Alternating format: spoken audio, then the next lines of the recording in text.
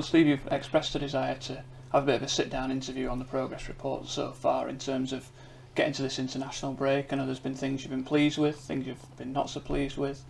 You obviously understand support, frustration as well, and just trying to go through a few of those things and get your kind of take on them as well. So we're going to have an honest and candid chat, aren't we? Yeah, I think we're all frustrated, Sam. I think none more so than myself. I think the supporters quite rightly will be frustrated because certainly in recent years, every time Rotherham United come down to League One, they were competing to be straight back in the Championship. I think this time was a little bit different. I think the way the club was relegated last season, we probably as early as February, the points differential being massive.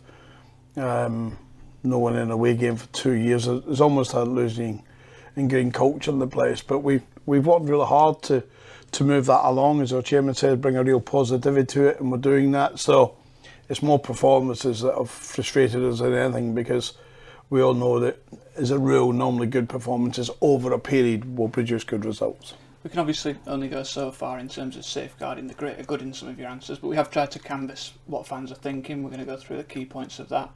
But in terms of the first question, it's been hit. You're someone that loves a challenge, but has it perhaps been a bigger challenge than you thought so far? I think there's a yes and no to that, and I'll caveat with saying the chairman outlined how difficult and how tough the challenge he thought it was going to be. I thought it would have been easier than that challenge. So you're in the club a week, 2, 3, 4 weeks, and you realise that there is a real challenge. First and foremost, it was to part with a lot of players from last season who had come to the end of the contract. That's largely what it is, and probably age dynamics and financial demands probably made a lot of those decisions easier for us. It's been hard in the sense it's very hard for any management team to put principally a 70% of a new group in place and keep that 30% that we're keeping and add to it. And as 100%, that's been a tougher challenge to get them very quickly up to speed with how we played, as opposed to adding 5 or 6 players. We've had to add 12, 13 players. You mentioned getting players up to speed with how you play. You've always been renowned for a style of being in your face and up and at them in the traditional sense of the word. You had great success with that at Stevenage as well.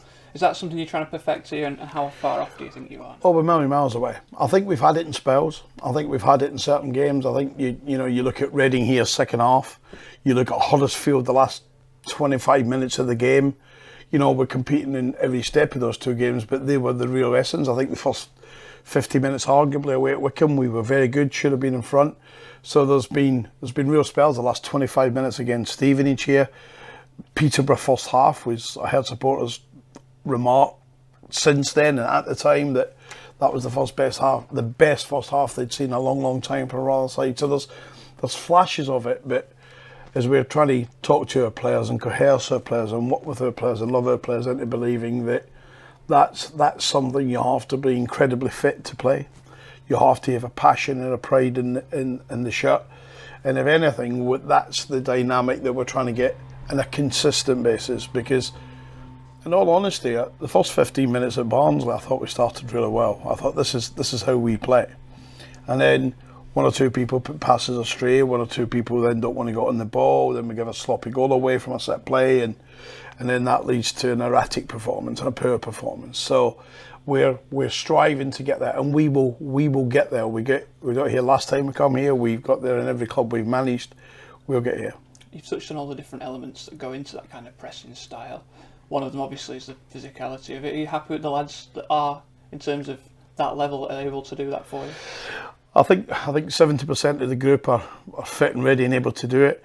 I think the lads that are not are the lads that's either missed game time and then are coming back from injury. But it just so happens to be they're huge players for us. Every player in that dressing room is a big player. But you cannot say that the likes of Joe Raffadella in the season, Sean Raggett, Zach Jules, Sean McWilliams, these are big players for the football club, and the biggest of all in terms of what people would recognise back in the summers when we signed Johnson Clark Harris. They are big players to be without. And it's Manchester City recently, who I think are arguably the best team in the world when everyone's available to them. But it's proven when they've got big players missing something. They've lost the last 4 games. And they've lost the last 4 games because, in the words of Pep, those 4 players monumental in everything that he wants to do. You can lose one, you can lose two, but to lose four, we've been at that number of our big players since the start of the season. So we're hoping this break, and then we'll go through Bradford and Crawley, and then we'll have another break, and we're hoping in that period of window then we get the opportunity to be able to do which I've not done since I came to the football club, is pick who I think would be my best starting 11. One of those things that you need when you are pressing is to go as a group, to go as a team, and to basically want to fight for one another, isn't it? The successful teams over the years always have that kind of tight dynamic in the dressing room. Going back to your first spell here, have you tried to harvest that culture again? Yeah, I think some people talk about fight, tenacity, spirit. First and foremost, that comes from within. It doesn't need a manager or coaching staff, Rains and Millsy and Pledge, to be going around, Joe Scars to be going around encouraging people. It comes from within. But as a group identity, team spirit has always come from winning. You don't see teams at any level, whether you're in the Premier League, whether you're where we are, whether you're in league. If you're not winning games, you don't harness that team spirit that brings a real cohesive approach. And that will come when we're winning games. And this will turn when our big players become available. We get good options. We're clearly going to use these 2 or 3 or 4 weeks to reinvent in the players' heads the style that we want to play. We've been through it today. You've seen us on the training ground. It's been quite clear. We're back in tomorrow, so we'll continue to work hard, because the answer to come through this spell, I've never had a spell as bad as this. I've had spells where I've not won games, but it's to, in the words of the best managers, get on the training ground and work hard and fight your way through it. And the one thing we've got is we've got good boys in that dressing room, we've got good men, we've got good people. They do care. They were emotionally hurt to what happened at Barnsley, as we all were, emotionally hurt. Some would say, sure, they should be, and so should I. My message to put is we have been hurt by that, and the only way we can redeem ourselves from that hurt and that response is to play as they want us to play, which is play with that high intensity, play with that focus, play with that attention to detail, play with that channeled aggression, and score goals and win games. You've touched on a lot of it in that answer there, but for anyone that might say so far the team's perhaps not looked like a fully cohesive unit, and I'm sure you'll admit they're right. yourself. They're right. What would you say to them? Yeah, they're right. I think the one dynamic part I had in conversation with the chairman on Monday, and he came to watch our reserve game, and I had a spell in my office with him, and the one thing I said that dynamic approach, system of play within our dressing room is not there where we need it to be. It's been in spells, but it's not there where we need it to be. So this 2 weeks, 4 weeks is going to be used just to take the players back on the training ground and remind them about what the principles are we outlined at the start of the season. And as I said, it's been there in a lot of times on the pitch, but we needed to be there consistently, because consistently doing that will win us football matches. Do you have to take things as they come in terms of training then? Do you look at how you might increase the productivity of the pressing unit and then look at things tactically? Do you do it on a kind of ad hoc basis? Give us a bit of an under the lid. I know, build up. I think you have to have a DNA as a team, and our DNA is not coming out the bag often enough. So our DNA is everything you've described on there, probably what our supporters recognise Rotherham United to be a working class team. And I mean that with respect to I'm a working class boy. So a working class team that first and foremost turn up to work hard. And then we try and work smart. Then we have a plan. Then we take an opposition into consideration. Arguably in the games I outlined to you earlier, but when we've done that, we've won the games or been competing in those games. And I think for the first 15 minutes at Barnsley, we demonstrated that. But we need the players, we said we need them to have an inner confidence, even though we've not been winning enough games, to have an inner confidence to say this is the way. Yeah, we've conceded, forget it. Because my first spell here, particularly in the last 18 months, 2.5 years at Stevenage, we concede goals, but the approach was, well, we're going to score 2. And that's always been my approach first time round, and it's our approach now. So we hope we've passed that message to the players, and we hope they're grabbing it. Speaking of passing messages, I've heard managers refer to their players as almost students now. They have to sit in classrooms and listen to tactical analysis and things like that. How much kind of time do you devote to that, and how well do you think the players are taking that information? Well, we do it. I've heard people say that, we lost a young analyst who went on to better his career we've got a young lad, a young man, a very experienced analyst, just about to join us, Rotherham fan, which is great to hear. But he's been working away in the Championship, so we work a lot on that. Our players have never ever gone into any game, whether we've been really good against like the Huddersfields and the Readings, or whether we've been really poor like we were at Barnsley.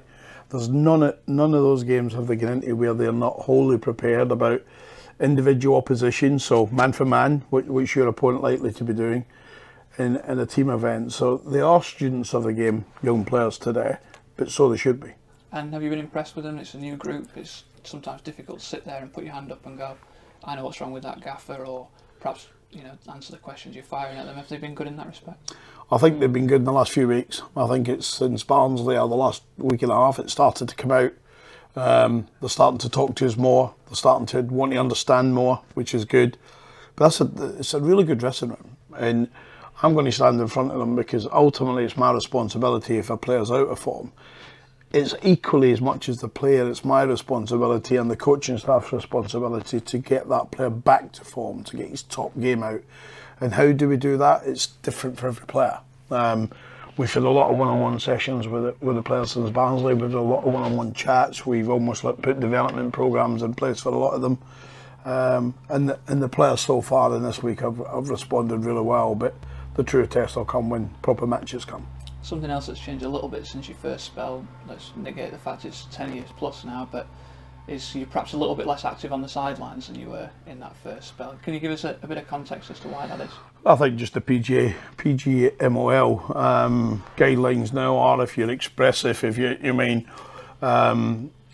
Paul Rayner recently got fined and a 2-match suspension by the FA. But if you're expressive or you're going to do that, then the PGMOL instructions to their match officials is to deal with it. So I thought I was more so at Barnsley than previously, and I'm going to be out there. I'm going to have to lead the troops through it, and if it's on a bad day and the supporters give me it, then I've got broad shoulders. I've also got feelings, but I've got broad shoulders, and I will take the criticism, because save our players from the criticism. Our players are young men making their way in the game. They're young men who are fighting for their careers and their living. So give me the criticism and just let the players absorb what we are saying to them and trying to make this winning football. But the huge criticism get levelled at our dressing room. And at our team meeting on Monday after Barnsley, one of our players said, I'm not seeing nothing at Charlton. I'm not seeing nothing at Peter, but the points differential here is a win. 2 points maybe even. That's not knocking those. Those managers have got their own problems. I've got other problems, not to worry about them. So some people would, from a distance, say the criticism, we're not sitting here in the bottom 3, 10 points, from safety or starting to be in that zone. And our eyes tell us what our supporters' eyes tell them. Our performances have been lacking. We know it. We're trying to fix it. Changing tack slightly, the club's had a bit of a problem with injured players over the last couple of years. You've obviously said it a little bit on that scale yourself, but you've always mentioned in press conferences you won't risk players where it's not necessary. And is that kind of how you're safeguarding against that? Yeah, I think it's not a case of safeguarding. I think it's a case of clear. When I come in at the end of last season, there was a lot of players who would be about 85-90% recovered from their injury, and the manager or the management team or the staff would decide those players are playing, and they would re-injure, and then the damage to a re-injured muscle or a re-injured tendon or whatever it is would be much longer on the sidelines and no points of recovery. So I work really hand in glove with our head of medical, who's a great guy. How many staff are working really hard round the clock? We've not got a consistent injury. It's not all a groin. It's not all a hamstring. It's not all a calf. It's not always a knee versus knee knock like Sean Raggett, bone bruising from a knee clash in a training ground incident, which is just two players coming together, which happens every day. And so these are different types of injuries. If it's consistently just hamstrings or soft tissue, Sam, we would relook at our training loads, relook at our plan, but it's not. So we break it down to that level. So we're hopeful by that due diligence and good care that when we go through this little spell that we've had, that eventually or sooner rather than later we can have players on the pitch that we'd love to say this is our best starting 11. great Rotherham United, Steve Evans teams have always gone on fantastic runs, but I think the teams you've managed in general have managed to string results together in a bit of a consistent row. Do you feel like momentum is going to be a really key thing here? Once you get that first couple of wins, you can kick on from there. Well, the season in many respects brings a number of things, but what it does bring, Sam, is every team will have a period where they don't win games. And every team with their form will be at the top of the class and the form will be middle to the bottom of the class or whatever. We've been middle to bottom class. We've been nowhere near where we need to be. But you're right to identify, for us, because we've had a iffish, poorish start, whatever the words can be used, from expectations, not from general, but from expectations, we then have no latitude for not having good run of form and not winning some games if we're going to challenge for the top group. We will challenge for the top group. I've got every confidence in the players in the dressing room. But as I say to my players, and my chairman says to me, talking stops, performances count. If you could wave a magic wand on one thing that you could change at the moment, obviously winning games aside, what would you perhaps look towards? Tough question to answer. No, fit players. Just give me Malik Wills, give me Johnson Clark-Harris and Andrew Green at the treatment room. Andrew's getting closer now. I think he'll be in full training within the next 10 days. Just give me an opportunity to go a few weeks with a full set of players, everyone available for selection, and then the simple facts are we'll win games. We have good players. They get coached well. They get treated as good as any club. People go on a bit of resources. People go on a bit of training grounds. People go on a bit of everything. This football club, led by our chairman, gives us every opportunity we want for nothing at football level. Yes, I'd like to go and spend 10 million in the market tomorrow, like to do what Birmingham does. But in the real terms, we want for nothing. In terms of someone who's been away, you've always kept a close eye on Rotherham United, but what are the main things you've noticed since you've come back that have changed, perhaps? I think there's more of a... I think it's difficult when you come the first time because supporters don't know what you're going to get. I think the minute I was announced to the football club and I go around the town, as you know, I stay in the town at times, I live and breathe it. The expectation is through the roof to what can be achieved. And sometimes it's you can only deliver that or you fail.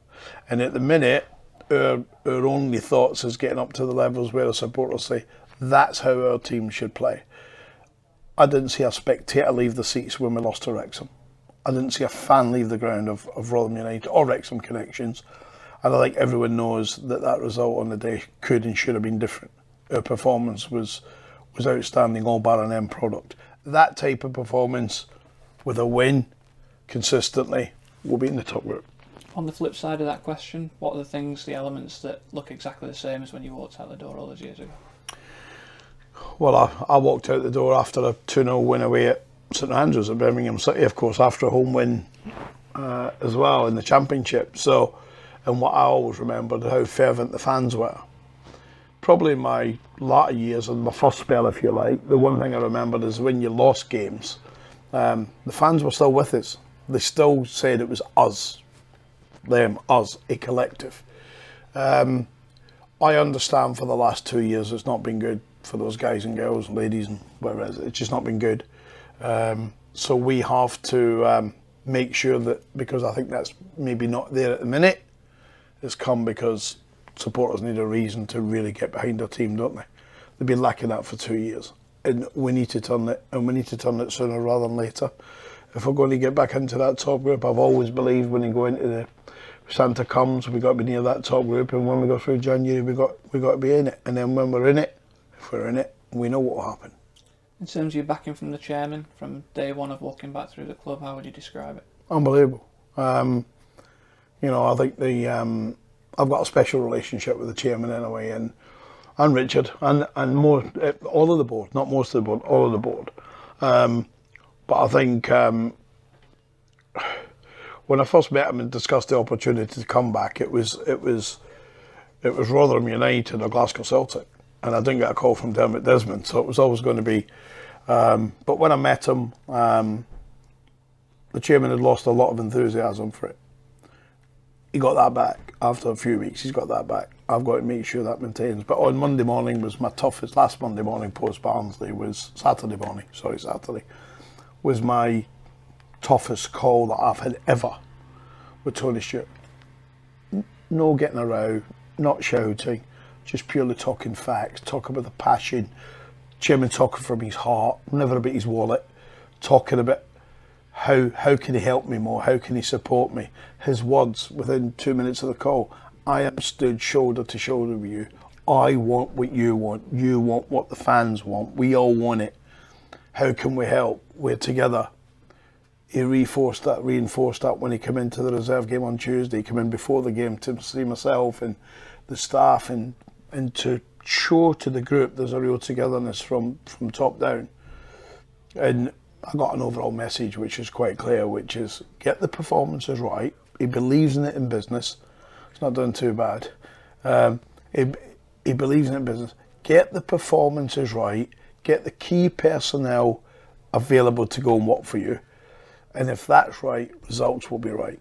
And I've always believed that in my career. Maybe I said it to him many moons ago, that it all follows performances. Because you see many teams, our supporters have seen many teams, playing really well, don't win. That will come. Keep playing really well, the results will come. So when you're not playing so well, a la Barnsley, a la Leyton Orient in second half, when you're not playing so well, that takes time to find out inside you where the positives are. So it's about, the message from our chairman was very clear: here to support you, shoulder to shoulder. Myself, the board, everyone was with you, everyone's with us. And that unity in Rotherham United is, discussing it with Paul Warren, for example. Paul Warren had a similar spell to this, lost at Bristol Rovers early December, I think it was late 17, maybe 18, but certainly that kind of era. And dropped into bottom half of the table, and Paul probably got a reaction that I've had, and then broke it all down, sought to just nick a 1-0 away win, 1-0 home win, just get a little bit of momentum going. And everyone knows when this football club's got momentum, and everyone knows when this oil tanker's going down the middle of the ocean, we're supporters really behind us. It's difficult to stop, and that's what I've always found. Even at Stevenage, brilliant club, brilliant chairman, but when you had that ship moving in the right direction, everyone focused, everyone going forward together, fans, supporters, board, chairman, everyone going the same way. That's what we need now. As a person that's always asked to front up in front of the cameras and talk to the press, you obviously have to come across with an element of confidence and a real belief that things are going forward. But I know we've seen you hurt this season after games, after results. Have you done a lot of self-reflection this year? I know everyone's a bigger critic of yourself than you. Yeah. I think the minute you're not evaluating yourself is when it's time to be wrong. Have I got the team selection and the tactics right in a number of our games this season? No, I haven't got it right. Results tell you sometimes, they've not been right. But it doesn't mean you don't go away and reflect. It doesn't mean you don't go away and perhaps think, I put a player in for all the right reasons, his training performances, his last introduction on the pitch, and then he goes out and by his standards, not a good day. So a lot of self-reflection. We're probably 80% where we need to be in terms of the group, and if we can get one or two on the pitch away from the treatment table, we'll be more than fine. We have to believe in the process. We've got good players. We've got a very experienced backroom team and staff that know what they're doing. We've certainly got a chairman and board of directors that know what they're doing. And listen, I can leave this club tomorrow at the say-so of Tony Stewart and our board. It won't stop me loving it. It won't stop me coming and being a Rotherham United fan in the future. But I don't want to be the fan. I want to be helping those fans be happy. I'm going to come on to that as a final question. Someone that really understands the fans, you've touched on it in this interview already, that they want a real working class up and at them performance. You understand when they're critical, and I suppose just a message for those to just stick with you. I think it just gives the opportunity to get our best 11 out there now. The fans, some fans, negative fans, could counteract that and say, well, that might never happen because they don't come at the treatment room. But I can't give you that clear dynamic. Manchester City, four really good players, top players out, suddenly they're losing at Brighton. Brighton's a terrific side, but Man City don't lose at Brighton. They normally go there and deal with those games. And if you look at us, we'd be minus 3, 4, 5 players at times, key big players for us.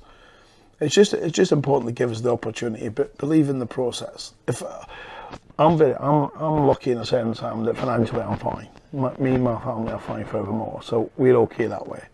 And the minute I didn't think that I had a big contribution to make in the current future of Rotherham United, then I won't be here. I didn't come back expecting it to be easy. I had an outstanding job at Stevenage for an outstanding man in Phil Wallace, an outstanding director of football in Leon Hunter, outstanding players for Stevenage Football Club, and we're proud of what we did there.